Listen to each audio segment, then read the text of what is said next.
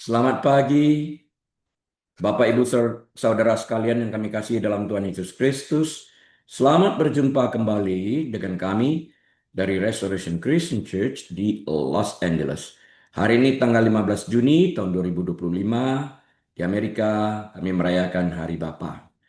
Selamat Hari Bapa bagi seluruh bapak-bapak di seluruh dunia dimanapun Anda mendengarkan khotbah ini.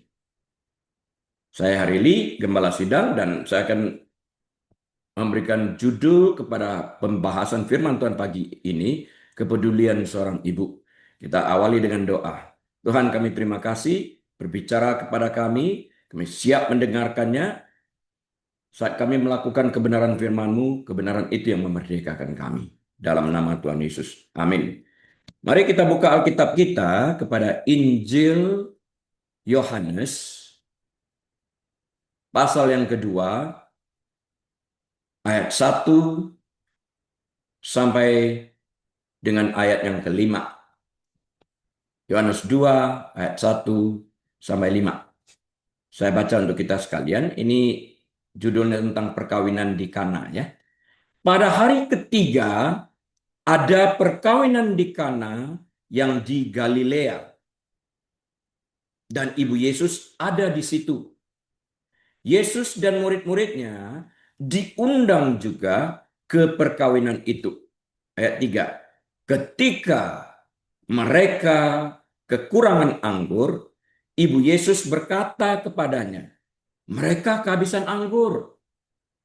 Kata Yesus kepadanya, "Mau apakah engkau daripadaku, ibu?" Ibu di sini adalah ibu julukan untuk kaum wanita, bukan ibu dalam arti mama. Saatku belum tiba, tetapi ibu Yesus berkata kepada pelayan-pelayan, "Apa yang dikatakan kepadamu, buatlah itu." Ya, in a nutshell, ini Maria memperhatikan apa yang terjadi saat pernikahan itu. Bahkan pemimpin pesta pun tidak tahu akan kekurangan anggur ini. Ya, kita akan lihat kronologisnya dan pengertiannya seperti apa. Nah, saya mulai dengan sebuah ilustrasi terlebih dahulu. Kita semuanya pasti pernah merayakan pesta ulang tahun, kan ya? Baik bagi anggota keluarga kita sendiri ataupun untuk merayakan ulang tahun teman-teman dekat kita. Dan kita juga tahu pentingnya kue ulang tahun dalam pesta seperti itu.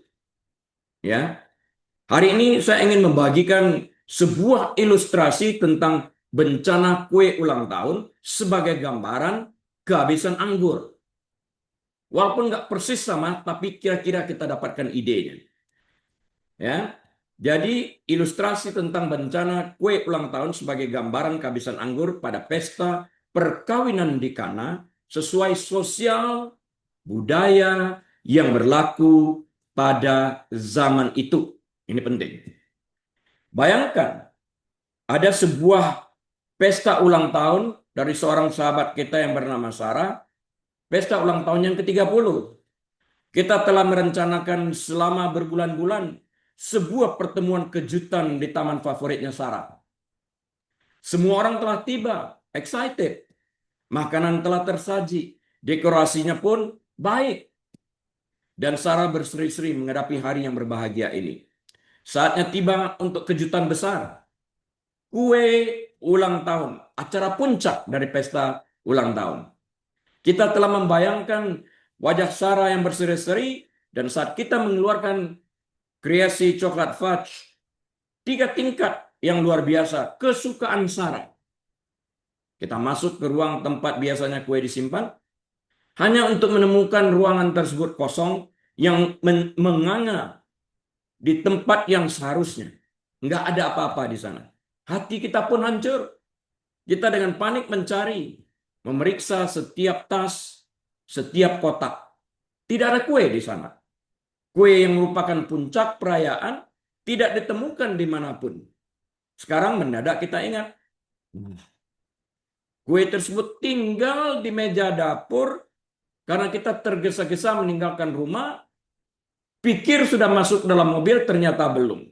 Jadi tertinggal saat kita keluar rumah tadi di dapur. Ini adalah momen dalam tanda petik kehabisan anggur bagi pernikahan di Kana. Ini momen kehabisan anggur kita.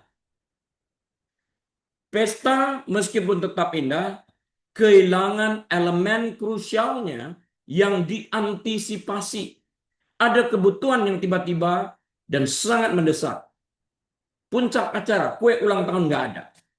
Kakakmu, Emily, yang membantumu dengan semua perencanaan dan mengetahui setiap gerakmu, berjalan mendekat merasakan kepanikanmu yang tiba-tiba. Kamu dengan nada berbisik dan mendesak menoleh ke Emily dan berkata, Emily, kita gak punya kue loh. Kuenya ternyata tinggal di rumah. Aku baru sadar saat ini. Peran Emily di sini persis seperti Maria. Bedanya Emily diberitahu, Maria di sini menatap, mengobservasi. Dia tahu kejeliannya, kepeduliannya. Nah, dia adalah orang yang langsung kita datangi untuk mengatasi masalah. Orang yang memahami betapa seriusnya situasi dan mungkin dapat membantu atau memberi saran tentang solusinya. Misalnya, jangan khawatir, aku akan kembali dan mengambilnya. Tahan aja dulu pestanya buat sementara dengan nyanyian dan sebagainya. Atau apakah ada toko kue di sini di mana kita dapat beli kue lagi yang sederhana barangkali sebagai pengganti ini? Perasaan mereka tidak punya anggur mirip dengan kita tidak punya kue karena itu acara puncak. Itulah saat menyadari bahwa hal terpenting untuk acara puncak yang menggembirakan tidak ada.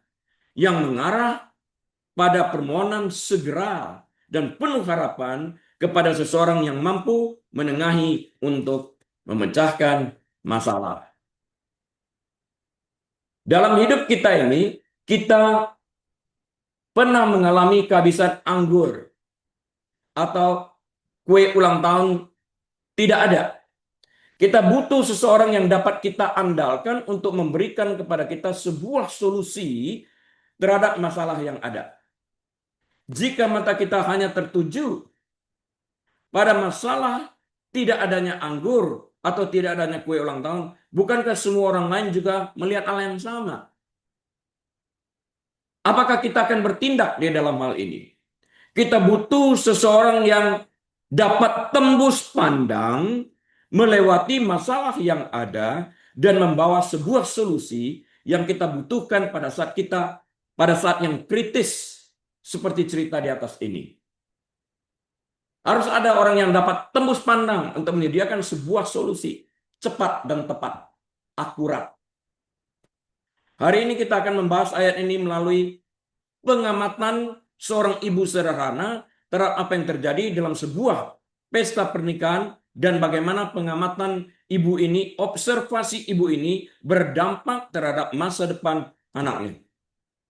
Berapa banyak orang yang mengawasi itu, mengamati itu, wah, bukannya membantu tapi gosip, bikin malu ini nggak ada. Ya inilah kalau kurang perhatian, inilah kalau kurang rencana. Banyak orang yang ngomel seperti itu tapi tidak memberikan dampak. Untuk apa bicara seperti itu? Nggak ada gunanya. Hadirlah sebagai seorang yang bisa memecahkan masalah, menjadi pembawa berkat, pembawa damai. Boleh dikatakan melalui pengamatan yang penuh dengan empati. Sebuah lembaran baru tentang harapan masa depan dunia dimulai di tempat pesta pernikahan di Kana ini, dan sejak saat itu kehadiran anaknya, Yesus Kristus, tidak luput dari pengamatan orang banyak. Memang benar, sementara orang ada yang ditawarkan, menolak tawaran tersebut. Nggak ada masalah. Yang paling penting, inti dari pada segalanya adalah hati yang peduli. Dakalos. Membantu dengan segenap hati untuk menyelesaikan masalah yang dapat menimbulkan rasa malu ini. Akan dikenang orang dalam beberapa saat ke depan. Pestanya bagus, hanya anggurnya kurang. Pesta ulang tahunnya baik, kok nggak ada kue ya? Itulah mulut-mulut orang yang harus dijaga. Ada orang-orang tertentu yang mengobservasi, hatinya penuh dengan belas kasihan, hatinya penuh dengan mengasihi. Di sini kita melihat kepedulian dari seorang sahabat. Penyertaan sederhana dalam Yohanes 2 ayat yang ketiga, ketika mereka kekurangan anggur. Kan nggak banyak yang tahu. Ibu Yesus berkata kepada Yesus maksudnya, mereka kehabisan anggur.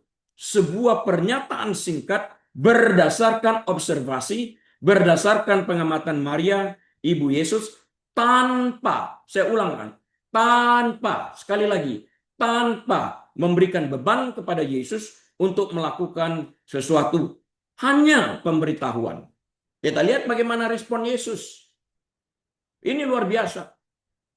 Ayat ini seringkali mendapat sorotan sekilas dalam narasi agung pelayanan Yesus. Tapi hari ini kita nggak mau melihat dari narasi pelayanan Yesus yang sanggup membuat air menjadi anggur. Tapi kita mau melihat dari narasi seorang pengamat, seorang ibu. Naluri seorang ibu.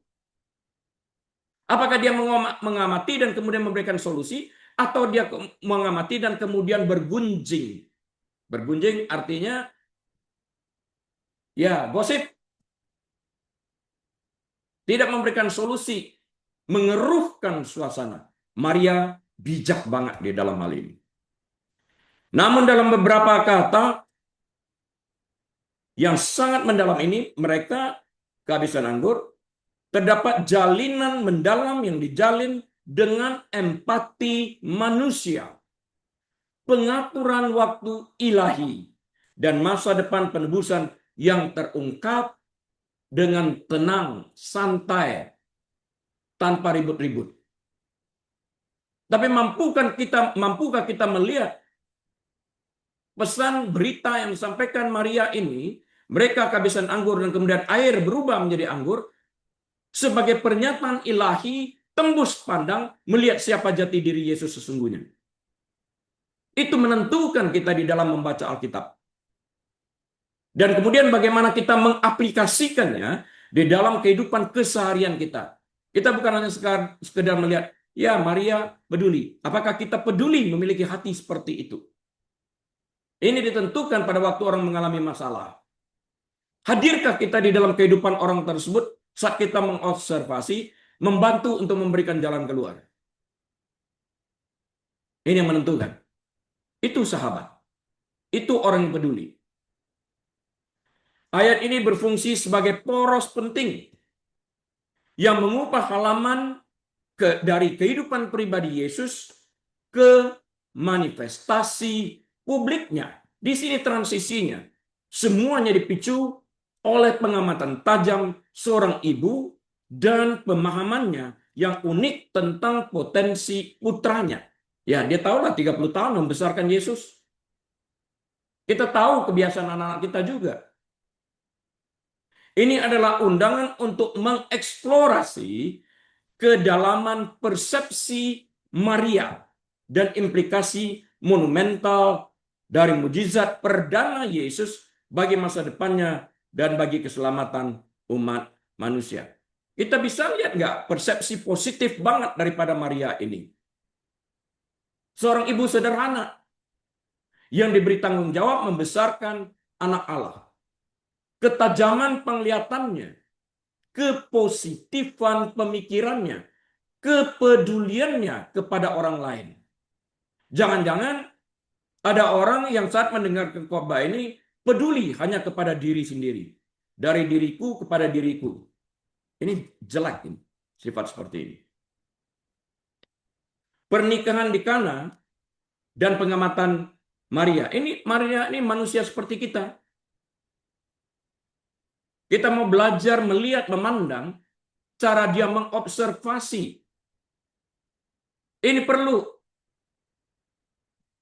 Latar belakangnya adalah pernikahan Yahudi yang penuh sukacita di Kana, Galilea. Pernikahan di Israel kuno bukan sekedar acara sosial. Itu adalah perayaan yang rumit dan berlangsung selama beberapa hari. Bukan satu hari. Ya. Yang sangat berakar pada makna, budaya, dan agama. Jangan lupa itu. Itu melambangkan perjanjian antara dua orang yang akan mengikatkan diri mereka dalam pernikahan yang kudus, awal yang baru, dan kegembiraan bersama. Memulai kehidupan bersama-sama. Semuanya bersama-sama. Pola pandang menjadi disatukan juga. Sehingga di dalam hal ini bukan satu orang hanya menginginkan kehendak sendiri, tapi bersama-sama. Demi kepentingan keluarga itu sendiri.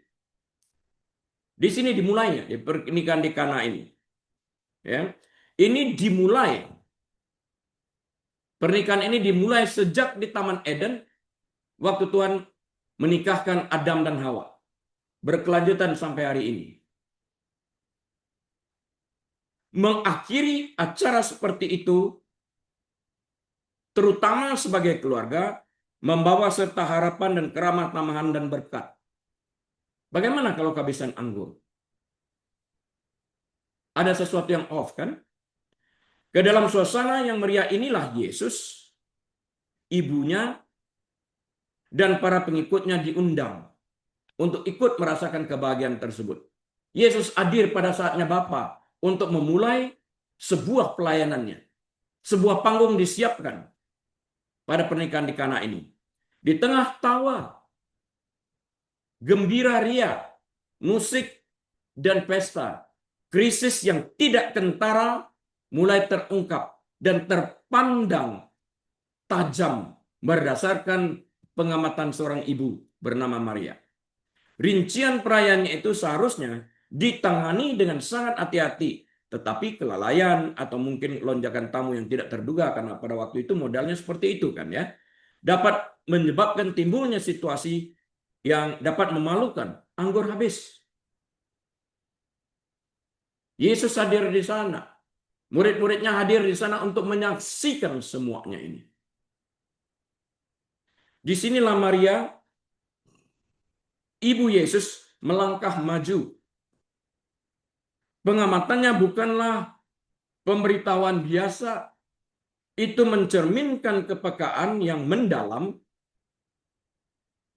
terhadap kebutuhan orang lain dan kesadaran yang tajam tentang kesopanan sosial. Masa bodoh, bukan pesta gua ini. Dia nggak seperti itu. Ada sesuatu yang dapat dilakukan. Kepedulian. Sebagai seorang wanita dan mungkin terlibat dalam persiapan atau jalannya acara, dia pasti sangat menyadari tantangan logistik dan potensi rasa malu yang akan ditimbulkan oleh persediaan anggur yang menipis bagi tuan rumah. Perannya sebagai seorang ibu tidak hanya terbatas pada keluarga dekatnya. Enggak, keluarga gua doang. Enggak seperti itu Maria. Tetapi juga pada rasa kepedulian naluri keibuan yang lebih luas terhadap masyarakat di sekitarnya. Naluri keibuan. Dia tidak menunggu pengumuman atau kepanikan. Enggak tunggu dia. Matanya yang terlatih, yang diasah oleh pengalaman bertahun-tahun mengelola rumah tangganya dan memenuhi kebutuhan keluarganya, mendeteksi masalah tersebut sebelum menjadi tontonan publik. Secara sunyi senyap dia menghampiri putranya. Dia tahu kemampuan putranya ini setelah 30 tahun hidup bersama-sama. Hikmatnya. Pengamatan ini yang berakar pada belas kasih dan kepraktisan, kepedulian menjadi katalisator bagi mujizat pertama Yesus di depan umum. Publik. Apa implikasinya dari tidak ada anggur ini? Untuk memahami selanjutnya dan dapat memenuhi sepenuhnya bobot pengamatan Maria, kita melihat dari sisinya sekarang. Maria ini ya, kita pelajarin ini. Seseorang harus memahami implikasi mendalam dari kehabisan anggur dalam konteks budaya pada zaman itu. Hari ini kita tidak akan membahas dari sisi orang yang memiliki akad nikah ini. Enggak, kita lihat dari sisi ibu yang bijaksana ini pada hari ini. Anggur Bapak Ibu Saudara sekalian, bukan hanya sekedar minuman. Anggur identik dengan sukacita, dengan kemakmuran, dan berkat Tuhan yang melimpah. Ini pengertian Alkitab. Dalam pemikiran Yahudi, anggur seringkali menjadi metafora untuk zaman mesianik, Mesias. Simbol kegembiraan tertinggi dan penyediaan ilahi. Penyediaan ilahi itu selalu berkelimpahan. Tapi manusia ingin berlimpahnya sampai nggak bisa tertampung. Mau lagi. Tuhan tahu ukuran kemampuan manusia.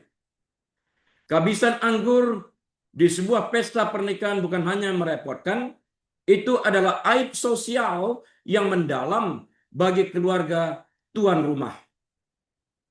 Kehabisan anggur akan membayangi seluruh perayaan, membuat mereka malu, dan berpotensi merusak reputasi mereka di dalam komunitas selama bertahun-tahun yang akan datang.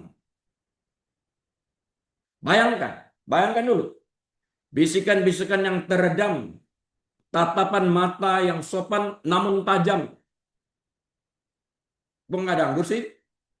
Padahal sendiri tidak berusaha. Ini pesta untuk bersama, menjadi berkat melalui solusi. Cuma bisa ngomong doang.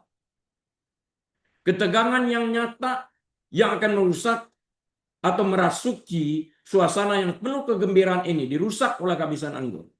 Tuan rumah yang sudah kewalahan oleh tuntutan acara seperti itu akan merasa sangat malu, merasa dipermalukan oleh kehabisan anggur ini. Maria, salah satu undangan yang memahami nuansa budaya secara mendalam, mengerti apa artinya, menyadari malapetaka yang akan datang. Dia nggak baca bicara, nggak gosip, nggak bergunjing, dia enggak. Inilah keibuan yang sangat arif dan bijaksana itu sendiri. Patut dicontoh hal yang seperti ini, sangat positif. Oleh karena itu pernyataannya, mereka kehabisan anggur jauh lebih dari sekedar pelaporan fakta. Bukan hanya mereka kehabisan, bukan hanya seperti itu. Di dalam kalimat mereka kehabisan anggur tersirat kepedulian. Bisa rasakan nggak ini? Tersirat kepedulian. Dia datang pada anaknya orang yang tepat. Bisa rasakan nggak ini? Peduli banget dia. Ini adalah permohonan yang penuh empati. Sebuah ungkapan krisis dan sebuah pengakuan atas tekanan sosial dan emosional yang signifikan yang akan ditimbulkan oleh kekurangan ini. Tapi sebelum masalah ini timbul, dia menanggulangi ini, memikul tanggung jawab ini berdasarkan observasi, berdasarkan pengamatan, dan pergi kepada orang yang tepat, bukan kepada orang yang tidak tepat yang akan berlanjut menjadi gosip. Ini dihentikan di tempat Yesus. Perhatikan dengan siapa kita berbicara. Perhatikan dengan siapa kita terkonek. Perhatikan dengan siapa kita menyampaikan sebuah pesan. Apakah orang ini orang tepat? Apakah orang ini orang yang mampu menyediakan solusi atau menyebarkan berita sehingga memperkeruh suasana? Perlu. Jangan sampai kelihatannya orangnya pintar tapi tidak bijaksana. Kita perlu orang yang sangat bijaksana. Pengamatannya berasal dari hati yang memahami nilai kehormatan, keramah tamahan, dan pentingnya menerima kehidupan satu sama lain tanpa hambatan. Inilah kepedulian itu. Menjaga rasa malu orang. Nilai-nilai yang dimiliki oleh Maria ini, nilai-nilai yang dilihatnya, ditempatkannya juga di dalam pesta itu. Momen ini merangkum naluri protektif seorang ibu. Bukan hanya untuk putranya, tetapi juga untuk kesejahteraan reputasi orang-orang sekitarnya. Protektif banget dia. Kita perlu orang-orang yang bersikap protektif. Dan jangan itu disalah mengertikan. Dan kemudian timbul kepercayaan dan harapan Maria. Kita bicara sebentar tentang sisi ini. Supaya kita tahu hati Maria ini. Apa? Pertanyaannya. Apa yang mendorong Maria untuk berpaling kepada Yesus di saat-saat sulit ini? Di sini kita akan mengerti hati daripada Maria itu. Pertanyaannya, apa sih yang mendorong Maria untuk berpaling kepada Yesus di saat-saat sulit ini? Tindakannya yang langsung menunjukkan kepedulian dan kepercayaannya serta harapannya yang mendalam kepada putranya yang dikenalnya semenjak 30 tahun. Sebuah harapan yang lahir dari pengetahuan keibuan yang intim yang diimbangi oleh wahyu ilahi. Sebelum dia menghamili Yesus pun ilham daripada Roh Kudus melalui malaikat Jibril tiba kepada dia, berbahagialah engkau. Dia sudah terbiasa dengan hal yang demikian. Dia telah hidup bersama putranya Yesus Kristus selama 30 tahun. Mungkin dia tidak menyadari waktu dia mencium putranya Yesus, dia sedang mencium wajah Tuhan. Paling beruntung dia. Ciumannya kudus, ciumannya murni. Beda dengan Lukas yang mencium untuk menjual Yesus dengan 30 keping uang perak. Ciuman mematikan, ciuman pengkhianatan. Berbeda dengan ciuman Maria. Maria juga menyaksikan pertumbuhan putranya ini. Kebijaksanaannya. Dan mungkin melihat sekilas hal-hal yang luar biasa. Bahkan di saat-saat biasa di rumah mereka di Nazaret. Dia tahu saat Yesus 12 tahun bagaimana dia berdialog dengan para ahli Taurat di bait Allah. Dicatatnya dalam hati. Dia mengenalnya bukan hanya sebagai putra sulungnya, tetapi sebagai anak yang dikandung oleh Roh Kudus, yang ditakdirkan untuk disebut anak Allah yang maha tinggi. Lukas 1 ayat 32. Hubungan yang intim ini dikombinasikan dengan pernyataan malaikat seputar kelahirannya, menanamkan dalam dirinya pemahaman yang unik tentang identitas, gambar diri, dan potensinya.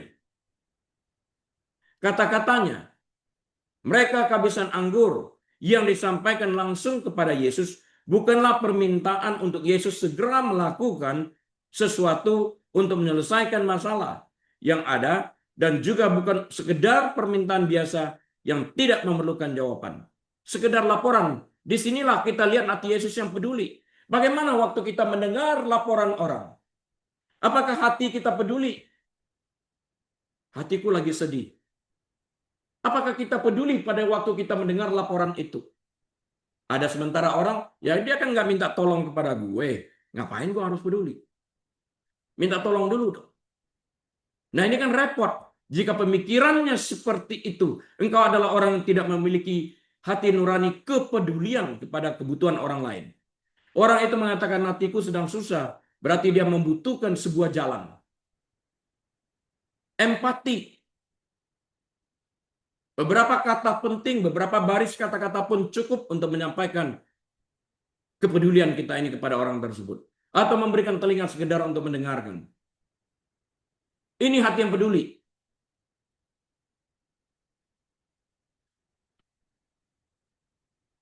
Permohonan tersirat untuk campur tangan ilahi. Tantangan halus untuk mengaktifkan kekuatan luar biasa yang dia yakini ada di dalam diri Yesus. Bukan hanya sekedar laporan, tapi iman, kepercayaan, mengetahui siapa Yesus itu. Seolah-olah hati ibunya yang selaras dengan kebutuhan situasi tersebut, secara naluriah tahu bahwa hanya dia, Yesus, yang benar-benar dapat menyelesaikannya. Pemikirannya bagaimana ini terjadi, kalau itu terjadi dalam rumah tanggaku, dalam pesta pernikahan anakku, bagaimana?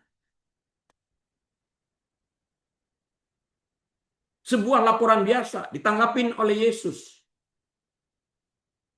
Yesus yang sama menanggapi sebuah laporan yang lain. Lazarus sahabatmu telah sedang sakit. Yesus menanggapi kepeduliannya. Memang orangnya seperti itu. Dan kita wajib belajar karakter seperti itu.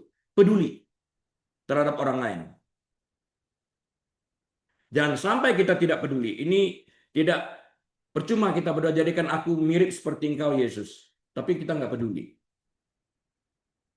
Inilah pengamatan seorang ibu yang paling mendalam.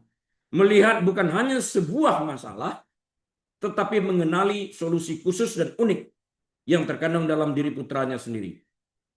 Banyak orang yang akan tahu suatu saat nanti, jika ini tercetus keluar, kehabisan anggur.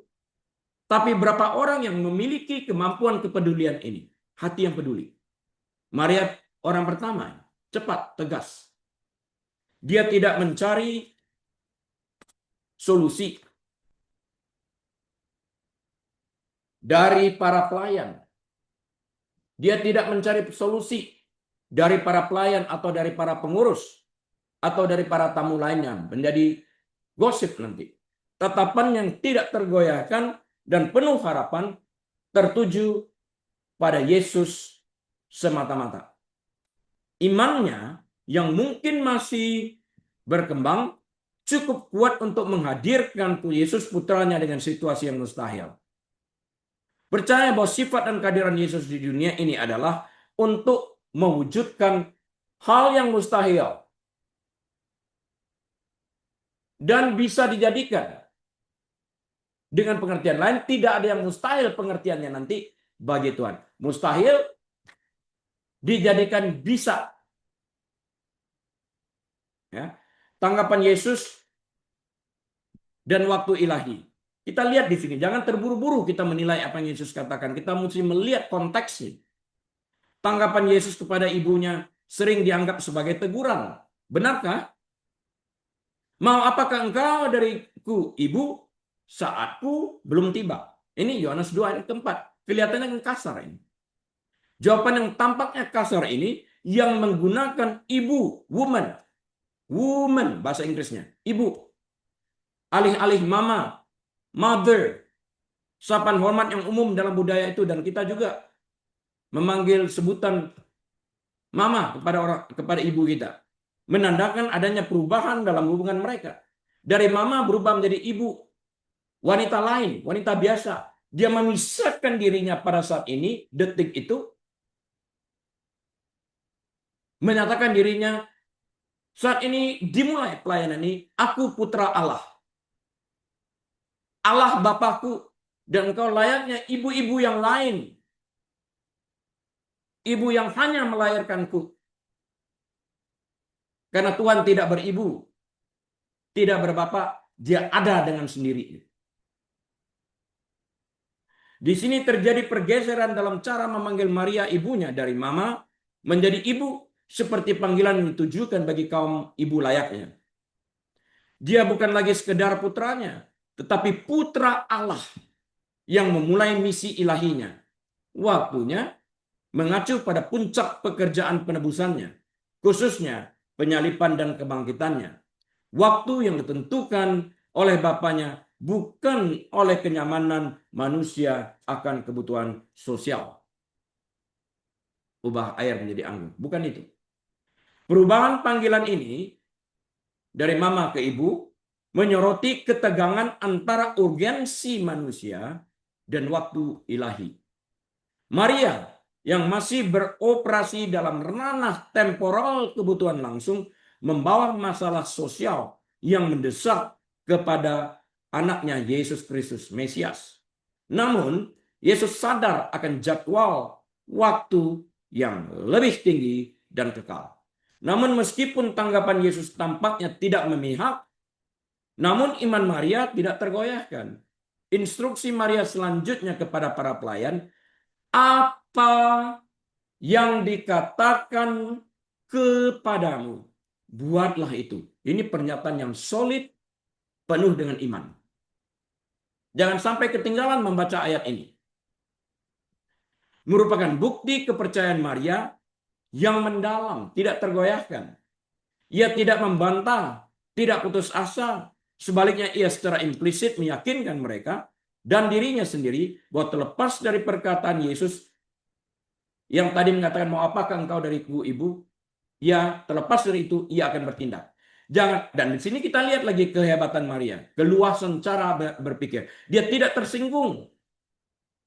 Dari mama dipanggil ibu, sini perpisahan waktu. Waktu Tuhan dimulai di sana. Mau apa engkau ibu? Bisa nggak kita baca, mau apakah engkau ibu? Dia tidak mengatakan, mau apakah engkau mama? Di sini Maria besar kemungkinan bisa mengetahui perubahan waktu ilahi ini. Waktunya Tuhan.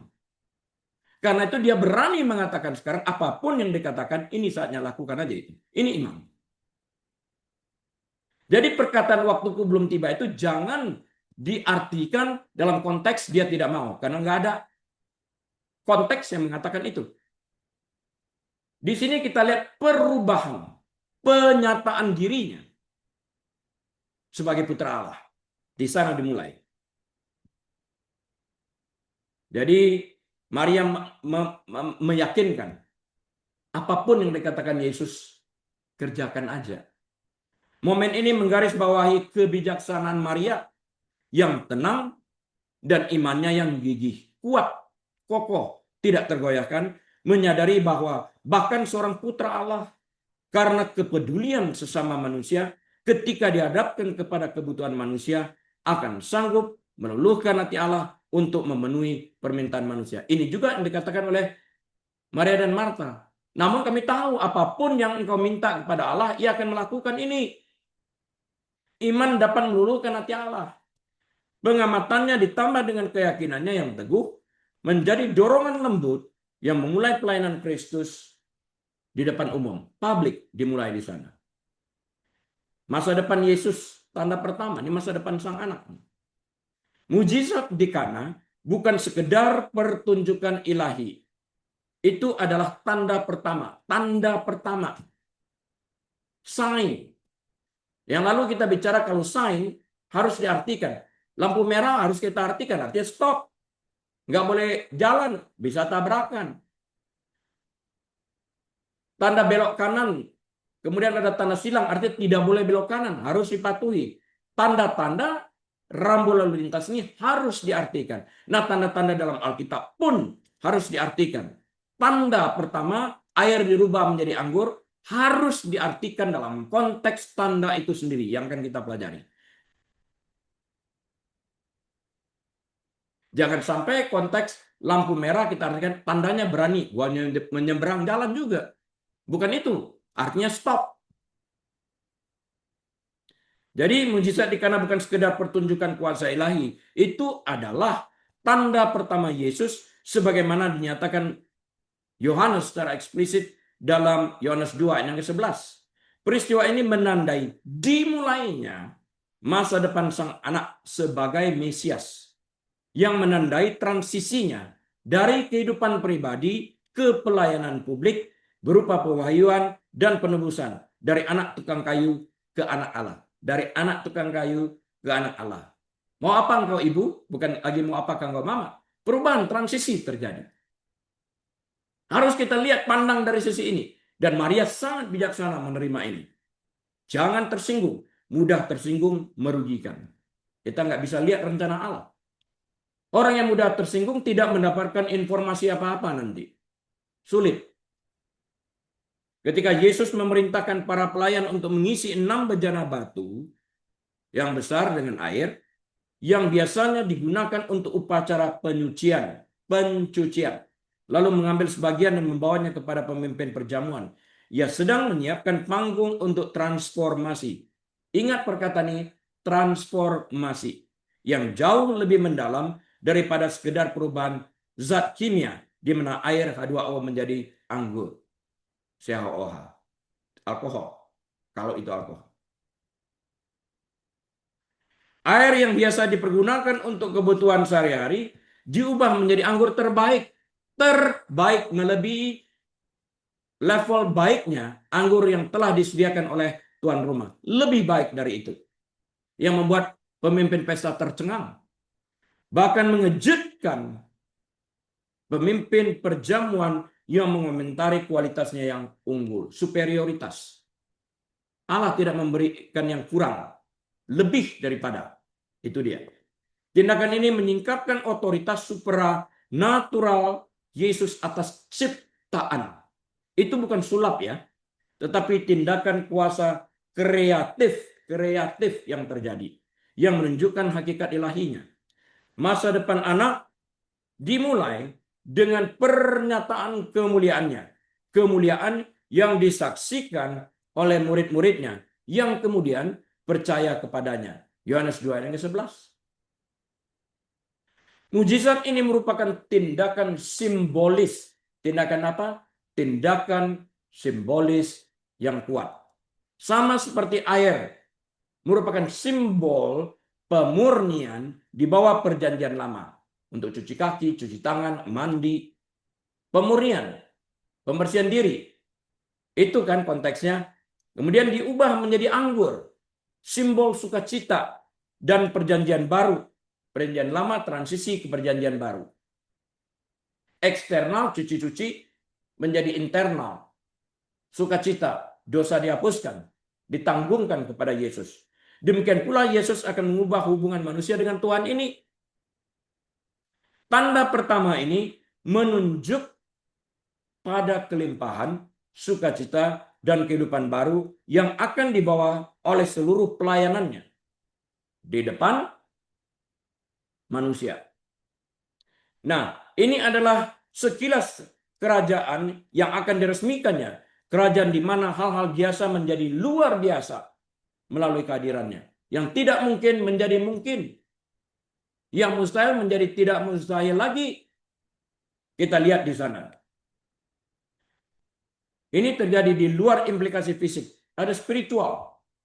Pengubahan air menjadi anggur di Kana melampaui sekedar tindakan fisik.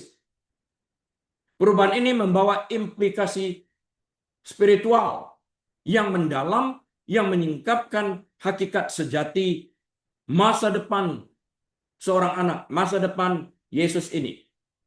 Karena di sini, di tempat pesta pernikahan di Kana ini, Yesus menunjukkan jati dirinya, gambar dirinya sebagai anak Allah. Sebagai Mesias. 6 kendi batu yang biasanya menampung air untuk ritual pemurnian Yahudi, seperti mencuci tangan dan kaki sebelum makan, melambangkan perjanjian lama dan penekanannya pada pembersihan eksternal. Yesus dengan mengubah air pemurnian ini menjadi anggur secara halus namun kuat, menunjukkan transisi dari tatanan lama ke tatanan baru. Perjanjian lama ke perjanjian baru. Pelayanannya di masa depan tidak akan hanya tentang ritual lahiriah, tetapi tentang transformasi batin dan kelimpahan kehidupan spiritual. Kita perhatikan konteks di dalam ini. Air berubah menjadi anggur. Ini pengertian spiritualnya seperti ini. Anggur di dalam kitab suci sering dikaitkan dengan perayaan, berkat, perjamuan mesianik, sukacita, kegembiraan, kelimpahan. Kelimpahan anggur yang dihasilkan sekitar 120 sampai 180 galon berbicara tentang kemurahan hati Tuhan yang melimpah dan kasih karunia yang melimpah yang akan dibawa Yesus. Ini bukan sekedar anggur terbaik, tapi makna konteks memberikan jauh daripada apa yang sudah disediakan manusia. Manusia menyediakan anggur baik. Yesus memberikan yang terbaik daripada anggur yang baik yang ada. Sampai kekurangan anggur ini terjadi. Pada saat sesuatu terjadi, Allah memberikan lebih daripada apa yang ada. Terbaik kualitasnya. Yang melampaui apa yang telah disajikan sebelumnya. Yang mengherankan pemimpin pesta. Rincian ini menggarisbawahi bahwa perjanjian baru yang dipelopori oleh Yesus lebih unggul daripada perjanjian lama. Perjanjian lama ditutup pada saat Yesus mengembuskan nafas terakhirnya. Itu perjanjian lama ditutup. Masa depan sang anak adalah tentang menyediakan sukacita sejati dan kekal, serta makanan rohani yang tidak dapat diterima oleh hukum saja. Dia adalah sumber sukacita, kepuasan, dan pembaruan sejati. Mujizat ini menggambarkan transformasi akhir umat manusia. Bergerak dari ritual legalisme, eksternal, pembersihan muka, kaki, tangan, dan sebagainya, yang kering sifatnya, menuju sukacita yang meluap dan kehidupan yang berlimpah yang ditemukan dalam hubungan dengan Yesus ini. Sumber damai sejahtera ini. Sebuah tema yang akan bergema di seluruh pelayanannya yang berpuncak pada pengorbanan dan kebangkitannya serta hidup selama-lamanya. Bangkit untuk hidup selama-lamanya. Nah, sekarang kita lihat warisan seorang ibu dan penyingkapan diri seorang anak. Apa sih yang diwarisi Maria di dalam pesta pernikahan di Kana ini? Konteksnya apa? Kita lihat di sini. Episode pernikahan di Kana yang diawali oleh pengamatan seorang ibu yang bernama Maria secara mendalam menyingkapkan masa depan sang anak. Pengamatan Maria yang tenang terhadap masalah yang biasa, nggak gerasa gerusu dia. Ditambah dengan imannya yang dalam kepada putranya, apapun yang dikatakan Yesus ini, lakukan itu. Ya, menjadi katalis bagi pelayanan publik Yesus. Diawali di sana. Dan pemisahan diri dari anak Maria menjadi anak Allah. Bukan lagi mama, tapi ibu. Engkau layaknya wanita yang lain. Sama. Maria tidak menuntut mujizat. Marta dan Maria, adiknya, juga tidak menuntut Lazarus dibangkitkan. Dia mengatakan dia sedang sakit. Maria, ibu Yesus, tidak menuntut mujizat. Ia hanya menunjukkan suatu kebutuhan, mempercayainya untuk menanggapi dengan cara dan waktunya sendiri. Di sini kita melihat kepedulian seorang ibu dan kepedulian Yesus selaku putra Allah. Dia nggak sombong. Kalau manusia, ya dia belum minta tolong, tunggu dulu. Tindakannya yang sederhana, yang lahir dari kepedulian keibuan dan keyakinan yang teguh tentang siapa sebenarnya putranya, membuka pintu bagi Yesus untuk menyingkapkan kemuliaannya untuk pertama kalinya. Tindakan ini memperkuat legasinya, bukan hanya sebagai ibu kandung Yesus, tetapi juga sebagai model iman perantara. Kita lihat dengan kepeduliannya dan kepastian di tengah-tengah ketidakpastian yang ditawarkan dunia. Ia mempercayai bahkan ketika tanggapan Yesus tampaknya menolak. Mau apa engkau ibu? Di sini kan transisi yang saya katakan tadi. Menunjukkan kerendahan hati dan keyakinan Maria yang sangat mendalam. Dia tidak tersinggung sama sekali. Dan melalui dirinya, masa depan sang anak ini disingkapkan di sana pada pesta pernikahan di Kana ini. Pernikahan di Kana bukan sekedar penyelamatan masyarakat akibat kehabisan anggur. Itu adalah pernyataan publik pertama tentang kuasa dan identitas ilahi Yesus. Pernikahan di Kana adalah panggung yang telah dipersiapkan Allah Bapa bagi anaknya untuk menyatakan jati dirinya yang sesungguhnya. Karena itulah pada saat itu di tempat itu, katalisnya adalah Maria mengatakan mereka kehabisan anggur. Transisi itu terjadi detik pernyataan saya katakan, mau apa engkau ibu? Dari mama menjadi ibu di sana. Perhatikan itu ya. Transformasi air menjadi anggur adalah tanda yang terlihat. Demonstrasi nyata bagi para pengikutnya dan dunia bahwa dia benar-benar Mesias. Orang yang membawa kehidupan dan sukacita yang berlimpah. Nah, mujizat ini menandai titik balik dari tahun-tahun Yesus yang tersembunyi menuju misi publiknya. Masa depan yang ditentukan oleh tanda-tanda, keajaiban, ajaran, dan akhirnya kematian yang penuh pengorbanan dan kebangkitan yang penuh kemuliaan kemenangan yang abadi. Dia mengalahkan maut, musuh terakhir manusia. Pengamatan sang ibu adalah percikan yang menyalakan masa depan ilahi yang akan selamanya mengubah arah umat manusia, bergerak dari kekurangan menuju kelimpahan untuk orang semua, dari rasa malu menuju kemuliaan, dan dari yang biasa menuju yang benar-benar ajaib. Pertanyaannya, bisakah kita peduli seperti Maria ini, memiliki hati seperti itu saat kita mendengarkan sebuah berita? Bisakah kita meresponi dengan cara yang positif juga? Temanku sakit, temanku sedih, aku sedih. Apa sedih? Summary saya. Kita tahu bahwa seruan kaget pemimpin pesta terhadap anggur terbaik yang dicicipinya pada akhir pesta pernikahan yang membawa kegembiraan kepada para tamu yang hadir disaksikan secara langsung oleh Maria. Semuanya terhampar di hadapannya. Namun matanya tetap tertuju kepada Yesus, Putra Allah.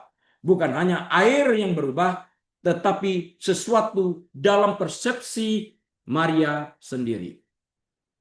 Terjadi pergejolakan dan perubahan. Cara pandang, persepsinya berubah tentang siapa Yesus sesungguhnya. Wow. Putra yang digendongnya saat masih bayi, diciuminya, diganti popoknya dan semuanya ini. Anak laki-laki yang telah bertumbuh dalam hikmat dan perawakan.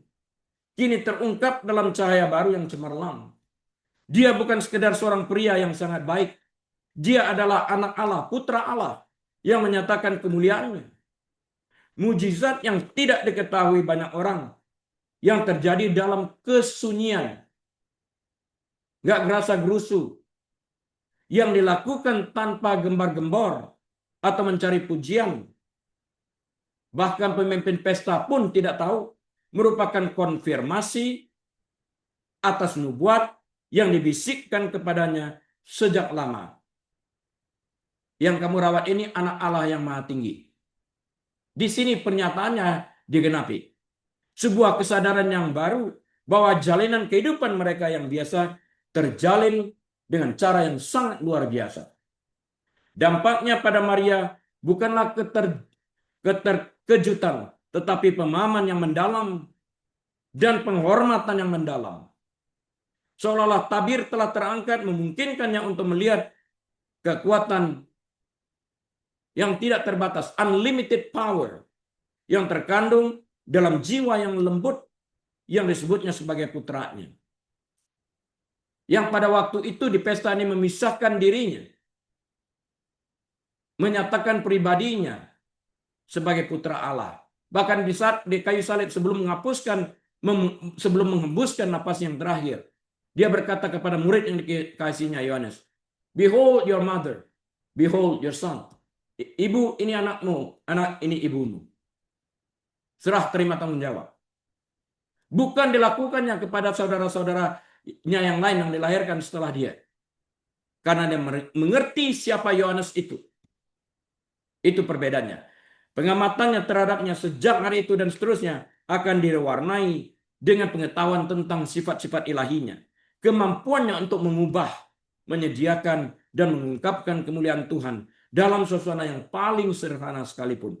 Anak laki-laki yang dibesarkannya memang adalah Sang Mesias. Dan di Kana, ia melihat sapuan kuas pertama yang cemerlang dari karya penebusannya di kanvas dunia. Amin. Mari kita tutup dalam doa. Bapa, kami terima kasih, kami belajar dari pribadi Maria, seorang pengamat yang peduli. Yesus yang menerima laporan peduli yang datang untuk melakukan bagi kesejahteraan manusia. Tuhan berkati setiap orang yang sudah mendengar live dengan kehatian yang sungguh-sungguh maupun mereka yang akan mendengarkan melalui YouTube. Angkat kedua tangan, buka pintu hati kita. Tuhan memberkati engkau dan melindungi engkau. Tuhan menyinari engkau dengan wajahnya dan memberi engkau kasih karunia. Tuhan menghadapkan wajahnya kepadamu dan memberi engkau damai sejahtera. Tuhan membuat engkau menjadi kepala, bukan ekor. Naik dan tidak pernah turun.